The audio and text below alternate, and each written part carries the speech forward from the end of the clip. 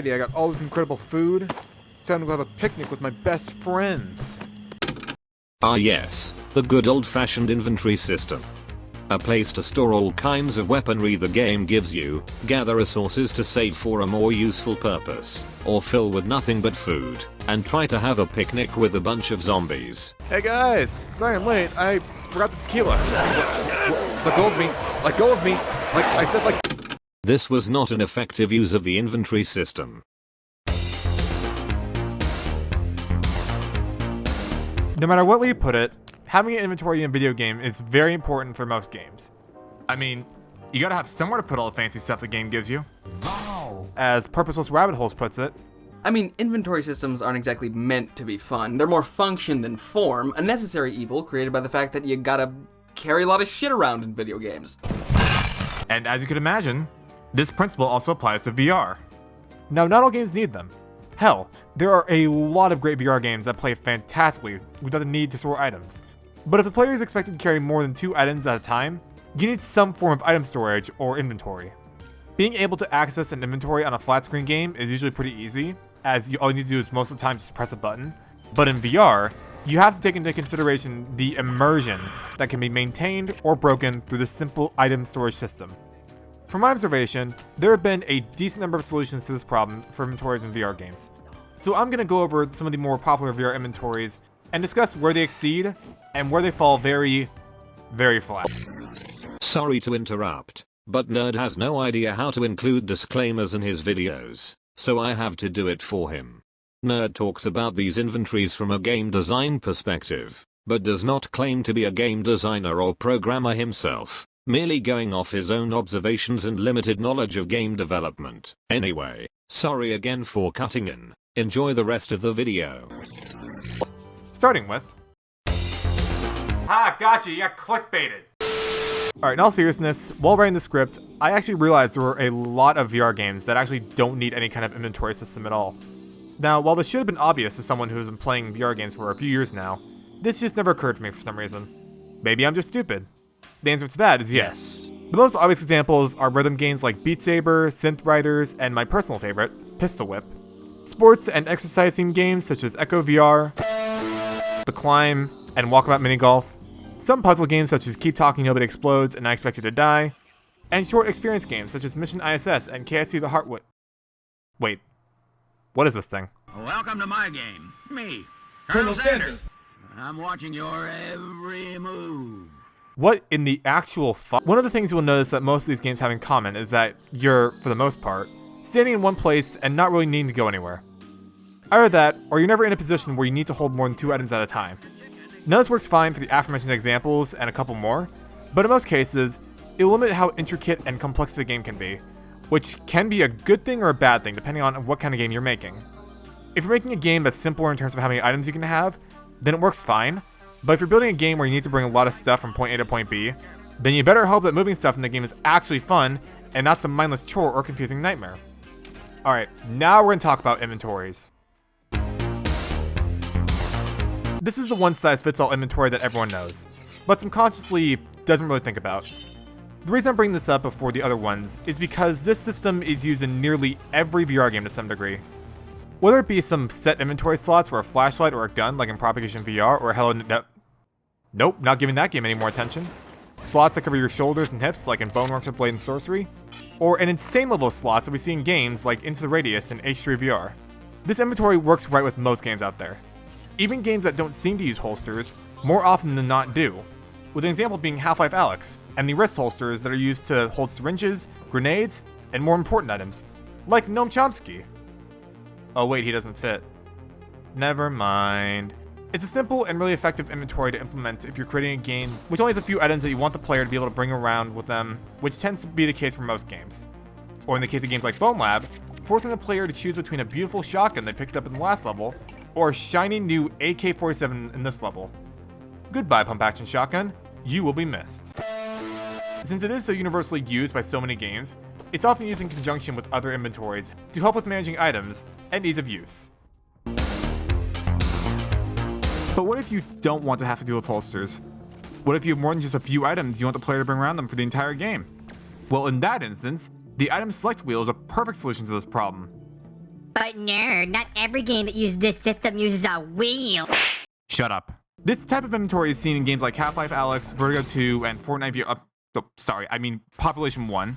And they function by the user pushing a button, sometimes their thumbstick, down their controller, and moving their hand or thumbstick to select an item.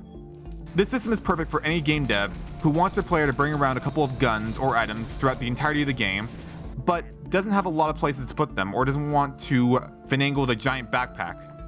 Half-Life Alyx and Vertigo 2 handle this system perfectly, limiting how many guns a player can actually interact with in the game, while in the case of Vertigo 2, having two separate menus, one for guns you'll find throughout the game, and one for secret guns you can find through optional Easter eggs and stuff.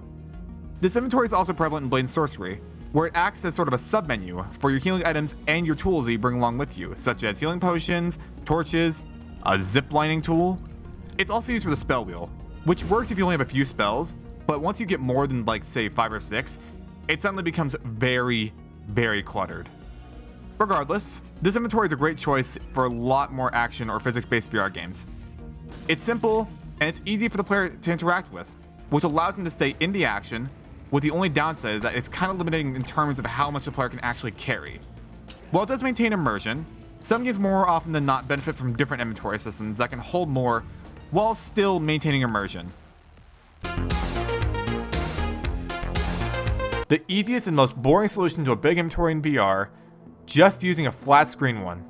We see examples of this in games like Skyrim, Minecraft, Resident Evil 4, as most games that use this system tend to be ports of already existing non-VR games.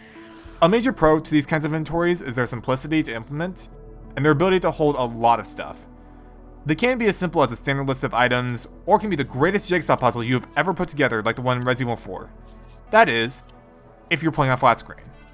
You see, with flat screen inventories, we run into a major problem very quickly, which, given their nature, is mostly unavoidable.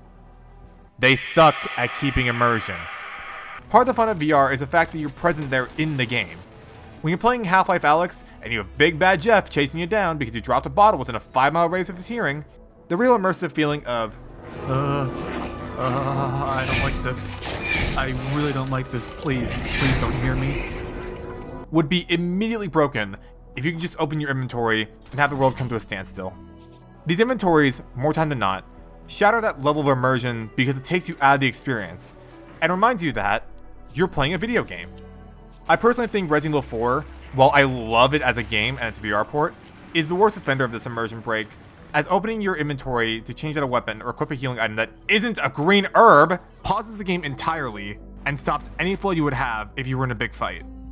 Now with that being said, not all VR games with this flat screen inventory system have it break immersion, and hell, some games like MMORPGs require them.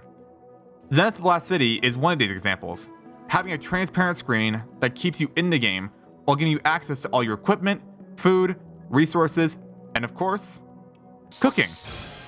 Alright, I finally put together my famous basil noodles with soy sauce. What do you think, Gordon Ramsay? Well, damn, you don't have to be rude about it. On the upside, it's simple and it's great for storing a lot of things, but it more often than not usually ends up breaking immersion, and doesn't innovate on the medium of virtual reality as other inventories do. Such as every hiker's dream and high school student's worst nightmare, the backpack. In hindsight, it makes sense why this would be a staple item in a VR game where you need to carry around a lot of stuff. It's universally recognized as a thing that can carry a lot of things around, yet surprisingly, we don't see this used more often in VR games. Now, the two games that come to mind for most people when they think of backpacks in VR are The Walking Dead Saints and Sinners and Into the Radius. And it's part of the reason why these two games are considered some of the best survival games in VR. It accomplishes two crucial things that flat screen and item wheel inventories accomplish individually, letting you store a lot of things and maintaining immersion. I mean, hell, it doesn't even have to be an actual backpack. Imagine if in Resident Evil 4, instead of having a boring immersion-breaking flat screen menu, you would have the attaché case on your side that you could pull out and open, and then pull the guns out of the case. Oh my gosh, that'd be awesome! And in the case of Into the Radius' backpack, it scratches that organizational itch that where you gotta make sure everything is in the perfect spot and looks pretty. In some more modern examples, it's an inventory that's been done over and over in multiple different ways. And with each way that's done, it's modified to fit a game's theme or gameplay, whether it be simpler or much more complex. And in my opinion, It's the most immersive inventory system for VR games we have right now. The only downside to this that I can think of is that it would be a lot harder to implement than the other two options. Pressing a button and having a menu appear is much simpler than having to register where the player's hand is so they can grab the backpack and pull it off their shoulder and put stuff inside and grab stuff out. It's just a lot more complex to implement than the other two inventories. Alright, we've discussed all the popular inventories in VR and non-inventories. So where does this leave us? To recap, having no inventory is good if your game is simpler in terms of item storage. Holsters are the closest thing we have to a one-size-fits-all type of inventory. Item wheels are a great and immersive way to store a few items or weapons that you want the player to take with them throughout the entire game. Flatscreen inventories allow for a near endless amount of item storage, but are boring and can break immersion. And backpacks accomplish the best of both worlds with item wheels and flat-screen inventories, having you carry a lot of stuff while still maintaining immersion. But it's also the hardest to implement out of the previously listed options. Now, I do hope this video has provided some kind of insight into the kinds of inventories in VR games, but also inspires innovation in expanding on how these inventories could possibly be developed in the future. Just like how Resident Evil 4's inventory is one of the most recognizable inventories in modern gaming, maybe one day there will be a VR inventory that has the same level of recognition and innovation in the world of VR. Oh wait, that's already happened. It's called a shopping cart, and it exists in the phone games. Now I can store my food and the bodies of my friends.